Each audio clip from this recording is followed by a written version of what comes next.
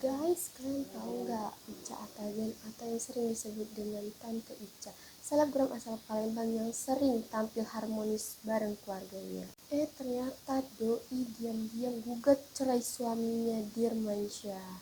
Tante Ica cerita langsung nih guys di TikTok. Durasinya 16 menitan. Dia bilang katanya ini bukan soal gagal selingkuh, tapi tentang kesalahan suaminya yang gak bisa dia maafin lagi atau gak bisa dia toleransi lagi nih guys. Bahkan nih guys, ketika mereka bertengkar hebat di bulan Mei, katanya penyakit Tante Ica yang sempat dioperasi bulan Februari itu kambuh lagi. Akhirnya dia sadar nih guys, katanya udahlah umur segini masih nak ribut-ribut terus. Jadi nih guys, Tante Ica lebih milih mundur demi kesehatan mentalnya sendiri.